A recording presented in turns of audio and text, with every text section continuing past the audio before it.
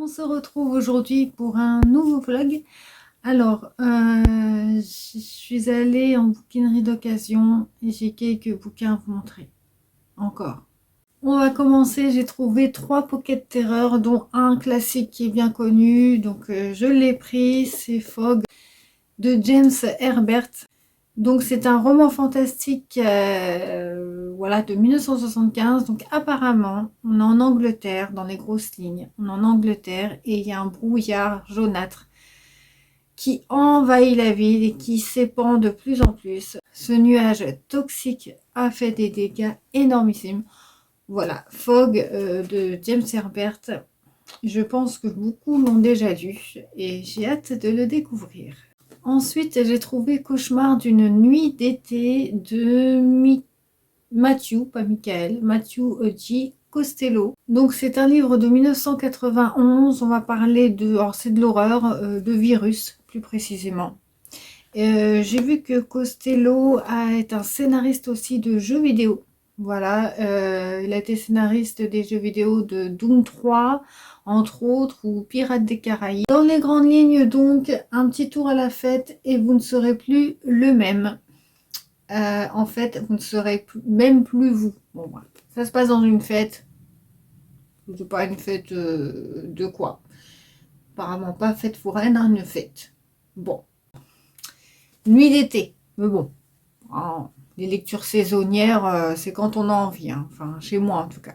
Ensuite, j'ai voulu tenter cet auteur. J'en entends beaucoup parler et j'entends beaucoup d'éloges à son sujet.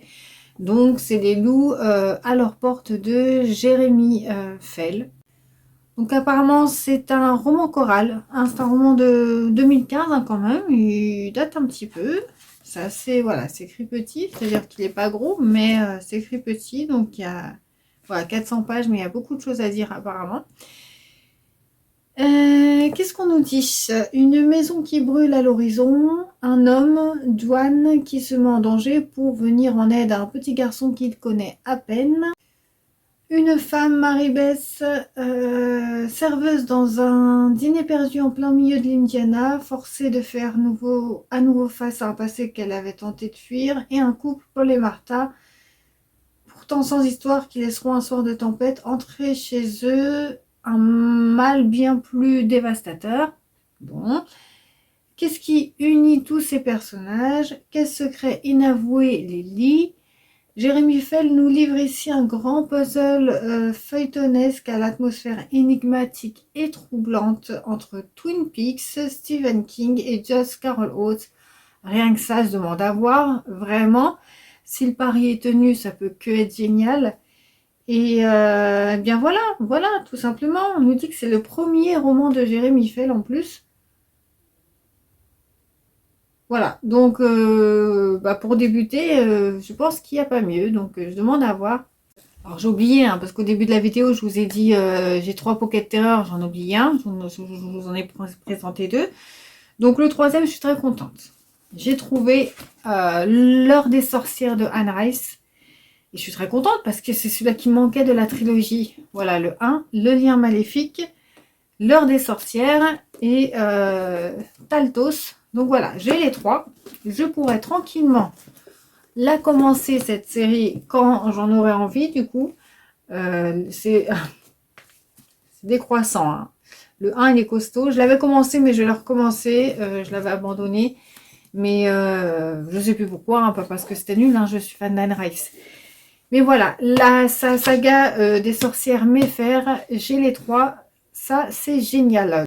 Alors, je vous dis la petite phrase d'accroche pour le tome 1. Pourquoi les gens dont elles souhaitent la disparition meurent-ils tous aussitôt? Alors, on va le savoir. En tout cas, je peux le savoir maintenant.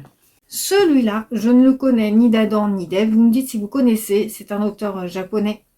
Ça a l'air très spécial. En effet, on nous dit que c'est un roman noir très très spécial. Donc, moi, des romans, quand j'entends le mot spécial ou énigmatique ou ce genre de choses, j'y vais. Donc, c'est Le calligraphe d'Isaki Matsura.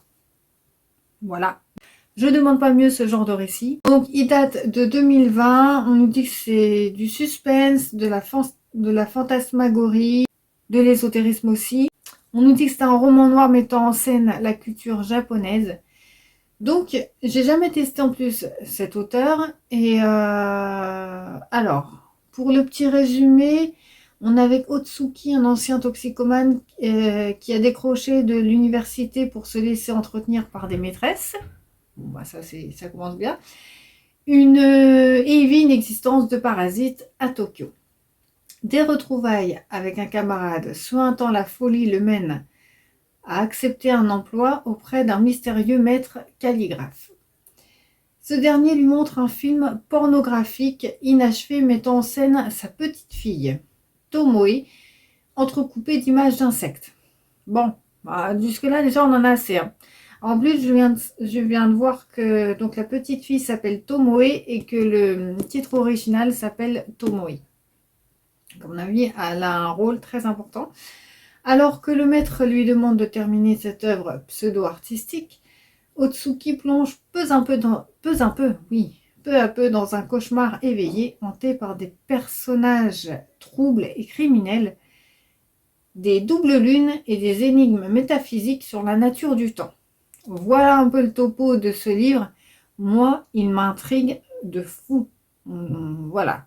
J'ai même vu passer des commentaires comme quoi c'était une pépite culturelle, enfin bref. Déjà, roman noir, et vu le résumé, ambiance, on nous dit que c'est un roman à ambiance, très envie. Par contre, dites-moi si vous avez déjà lu des livres de cet auteur. Voilà, je m'avance pas trop, mais ça a l'air d'être mon genre de lecture. Donc, si vous en avez lu, pourquoi pas me dire en commentaire des titres ou simplement celui-ci et pour me donner des idées. Ensuite, je l'ai pris parce que ça, Elodie Lille en a parlé sur sa chaîne dernièrement et ça a été un petit coup de cœur, vraiment un coup de cœur pour elle. Et je l'ai vu et je m'y attendais pas du tout et voilà, et c'est cool. Donc c'est La Nuit des Reines de Alex Bell.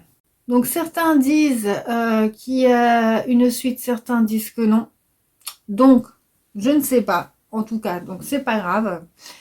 J'adore la couverture. Hein. La couverture est juste magnifique. Donc on va parler de vaudou, de vengeance apparemment. Alors, pour le petit résumé, on est avec Jude Lomax qui vit dans les bas-fonds de Bâton Noir, où la magie est au service des puissants. Chaque année, lors de la nuit qu'Oju, une reine est élue. Pendant 1 an, elle aura la possibilité de faire régner le calme ou la terreur dans la ville, au choix. Dotée de pouvoirs infinis, elle est d'une puissance sans égale. Ivory Monette gouverne depuis plus de 50 ans quand elle est sauvagement assassinée.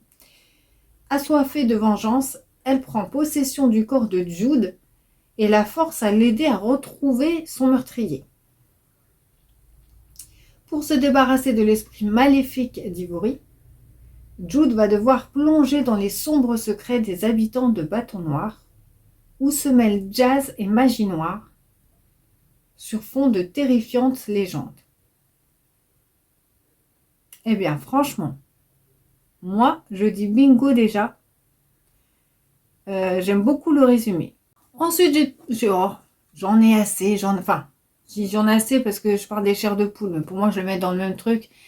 Des livres d'horreur jeunesse, j'en ai, hein, voilà. Mais c'est vrai, j'ai dit j'en achète plus, j'en ai beaucoup d'avance que j'ai lu. J'en ai un de ma petite palle d'automne, donc c'est déjà ça, un en moins. Mais bon, là, je me suis laissée aller, j'en ai repris un. Donc ça fait partie de la collection, enfin de la série Les Bus de l'horreur, là c'est le tome 4. Mais c'est des histoires différentes à chaque fois. Et là, on est avec le manuscrit maléfique donc de Paul Van Loon. Pareil, pour la petite histoire, je vous fais le petit résumé. Pour fêter la semaine du livre jeunesse, Monsieur Jacques va lire des histoires qu'il a écrites lui-même à ses élèves. L'idée ne les enchante absolument pas, ils sont sûrs qu'ils vont s'ennuyer. Cependant, lorsque le prof se lance, les enfants sont surpris. Ce premier récit est vraiment effrayant. Et quand Monsieur Jacques, de plus en plus bizarre, leur annonce qu'un bus va les emmener dans différents endroits mystérieux pour les prochaines histoires, ils commencent à frissonner et je pense qu'ils ont raison. Donc voilà, voilà, ça c'est des bonbons au moment d'Halloween, même si je ne l'ai pas prévu pour. Et là, je suis encore contente parce que je complète encore une trilogie en fait. Je suis trop contente. Alors, j'ai lu le premier, c'est en VO. Le troisième est en VO. Je ne savais pas que ça faisait partie de cette trilogie, mais du coup, je suis hyper contente parce que là, en faisant mes recherches, j'ai vu que c'était le troisième tome. J'ai les deux premiers, j'ai lu le premier, j'avais adoré. Donc, je vous en ai déjà parlé. Le sein de Philippe Roth, voilà. De l'absurde. J'adore Philippe Roth, enfin j'adore Philippe Roth, il est très reconnu comme écrivain, hein, forcément, mais je n'ai lu que ça de lui. Donc, mais sur celui-là, j'adore. S'il est reconnu et déjà j'adore un de ses écrits, je pense que ça peut matcher par la suite. J'avais trouvé cette année même Professeur de désir, toujours donc la suite du sein. Et là, j'ai trouvé The Dying Animal, donc en VO, hein, la bête qui meurt en français, donc de Philippe Roth, qui est le troisième volet de... Voilà. Donc là, je suis hyper contente. Vous imaginez même pas. Donc c'est parfait, c'est parfait, c'est parfait, c'est parfait. Et bon, bah, sur celui-là, on nous dit que c'est un pur chef-d'œuvre, voilà. Un récit très dérangeant encore. On va parler de mortalité, de répression, de sacrifice, d'égoïsme, enfin tout ça, tout ça. On retrouve le personnage de Képech, c'est ça? Il me semble que c'est Képech. Oui, David Képech. Voilà. Donc j'en dis pas plus, qu'on retrouve aussi dans les deux autres. Voilà, donc je suis très contente. Alors apparemment, il y a une adaptation cinématographique au vu de la couverture. Je ne sais pas. À voir. Voilà pour mon petit book haul, c'est déjà pas mal. J'espère que vous avez apprécié ce que je vous ai montré. Il y a un peu de tout, hein, même si ça se tourne toujours autour du sombre. Hein, ça, c'est le propre de la chaîne. Dites-moi si vous en avez lu certains, si vous connaissez certains de ces titres. Je serais contente que vous m'éclairiez un petit peu sur certains titres. Pourquoi pas, avec grand plaisir. Oui, alors j'ai terminé Instinct 1 de Vincent Vimino. Voilà, alors je ne vais pas revenir dessus parce que c'est vrai que je vous en ai assez parlé sur le vlog précédent. Simplement, je vous avais laissé, j'en étais à peu près à la moitié. Et bah, bizarrement, la deuxième partie du livre m'a un peu moins emballée et c'est là où il y avait plus d'action. Je m'explique, c'est que dans la première partie du livre, je vous avais dit qu'il y a Tim qui était dans cet institut pour apprendre à maîtriser son animal totem qui est l'ours, plus précisément le grizzly. Quand il se transforme, lui, quand il goûte du sang, voilà, il se transforme en grizzly. Donc il apprend à maîtriser tout ça. Par contre, dans la deuxième partie, sachant que cet institut, c'est un institut secret. Au début du roman, on nous dit quand même qui se sentent un peu menacés parce qu'il y aurait des détracteurs qui rôderaient dans la forêt avoisinante, voilà, qui seraient au courant de cet institut et qui voudraient éliminer tous ces anthropes là, des chasseurs d'anthropes. Enfin, j'en dis pas plus. Donc, dans la deuxième partie du roman, ça va s'accélérer. J'ai trouvé ça un peu gros. À la limite, j'aurais préféré qu'il y ait un peu moins d'action, qu'on soit plus dans l'introspection. Moi, j'aimais bien quand je voyais apprendre les personnages quand ils maîtrisaient leur animal totem. J'adorais ça. Et après, ça passait un peu trop gros. J'ai pas trop... Alors, c'était agréable à lire, hein, j'ai lu ça, voilà. C'est pas le fait que ce soit nul à lire ou quoi, mais je suis déçue. Ouais, je m'attendais, ouais, non, j'aurais préféré qu'on reste dans l'apprentissage de leur pouvoir, etc. Alors, les questions dont je me posais, est-ce que, par exemple, Tim, est-ce qu'il se... Alors, parce que je vous ai dit, comme il a l'impression, au moment d'accident, d'avoir... donc, de s'être transformé en grizzly, il sait pas si c'est lui qui a tué sa famille, finalement, ou si c'est simplement l'accident de voiture. On a la réponse, un bribe de réponse à la fin du roman, mais c'est pas confirmé.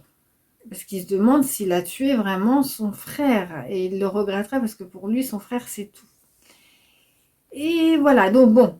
Donc, je vous l'avais dit, j'ai le tome 2 ici. J'ai pas le tome 3, mais bon, j'espère que j'aurai un peu des... Bon, je pense que j'étais un peu déçue par la tournure que ça prenait. pas par le côté divertissant, ça reste divertissant.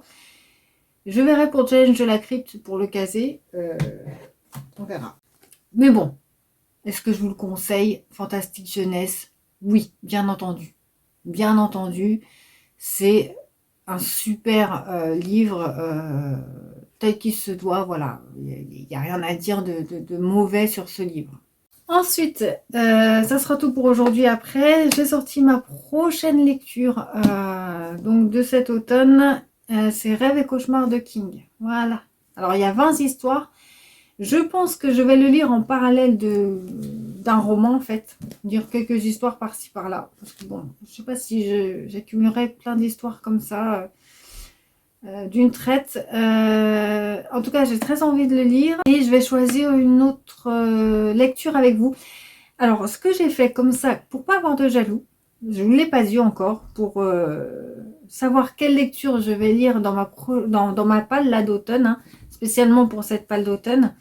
J'ai fait, je vais sur un générateur de nombres et voilà, il me donne un nombre au hasard et ça tombe sur un des livres, forcément. Donc voilà, comme ça, pas de jaloux, je sais jamais quoi lire, enfin j'ai envie de tout lire, donc je sais jamais lequel prendre en premier. J'ai dit je vais faire ça et du coup je me pose pas la question. Donc là, c'est tombé sur celui-là, mais comme je vous dis, ce sont des nouvelles.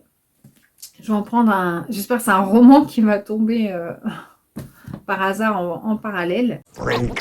Si vous aimez cette vidéo pour le moment, bah, n'hésitez pas à mettre un petit pouce bleu. Et si vous aimez suivre vos sombres rêves, n'hésitez pas à vous abonner et d'activer surtout la petite cloche. Voilà, on est là avec le gros sac action derrière. Hein, c'est génial. Donc là, c'est ma palle. Voilà, là, c'est ma palle d'automne personnelle. Et ici, il y en a 15, ils sont par 5. Vous savez, c'est le Pumpkin Automne, il y a 3 tableaux. Donc là, vous l'avez vu, c'est tombé sur le nombre 3. Eh bien, écoutez, le nombre 3, ça tombe sur celui-là. Donc, celui-là, eh ben, si je me trompe pas, je crois que Elodie, tu l'as lu aussi celui-là, décidément. C'est le vlog d'Elodie. Alors, Little Monsters de Cara Thomas, un thriller psychologique intense entre Pretty Little Liars et Gone Girl. Je crois que c'est du jeunesse, il me semble. Vous étiez déjà arrivé de vouloir quelque chose au point d'en mourir. Bon. Je reviens vous en parler plus tard et c'est bien, c'est un roman. Donc voilà mes 2 prochaines lectures, un recueil, un petit roman.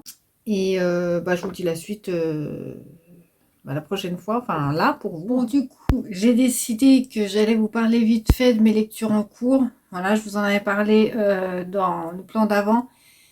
Mais je vais finir mon vlog ici. Voilà, je vais pas plus avancer dans mes lectures pour ce vlog-ci. Voilà, parce qu'elles sont très longues. Enfin, celle-là, non. Mais je vous aurai la suite dans le prochain vlog. J'en suis au début des deux. Celui-là, j'en parle même pas. Il fait 950 pages. Hein. Donc, la suite dans le prochain vlog. Hein. Pour celui-là, ce sera assez. Pour l'instant, j'ai commencé. Bon, voilà. Ça se lit tranquillement. Hein. Voilà, on est avec Casey. Ouais, Casey qui arrive dans une nouvelle école, une nouvelle ville à Broken Falls. Elle fait la connaissance de Bailey et Jade. J'allais dire Ashley, je sais pas pourquoi. Bon, il s'est passé quelque chose. Elle va être embringuée dans une histoire, d'après ce que j'ai compris. Enfin bref, pour l'instant, j'aime beaucoup. Je découvre l'univers et les personnages, etc. et l'intrigue. J'en suis, comme je vous dis, au début. Et là, j'ai lu quand même la première nouvelle de Rêves et cauchemars de Stephen King. Donc dans la préface, il nous fait une petite préface, Monsieur Stephen King. Dans ce truc, il va être question de croire en son imagination. En gros, c'est ça qu'il veut dire, c'est que croire à son imagination est très important. D'ailleurs, il conclut sa préface en disant: d'accord, prêt, parfait, prenez ma main, on y va maintenant, je connais le chemin. Tout ce que vous avez à faire, c'est de serrer bien fort et de croire. Un petit pied de nez quand même, il m'a fait rire, un petit pied de nez, parce qu'en fait, il raconte un petit peu là, pendant son enfance, lui, on le prenait pour un fou parce qu'il croyait aux choses surnaturelles. Voilà, si tu sors tes sentiers battus, c'est encore le cas aujourd'hui, on le prend pour un taré. Mais lui, il a décidé de rester dans son truc, de toujours croire en ce qu'il croyait finalement. Laissez-nous croire en ce qu'on croit.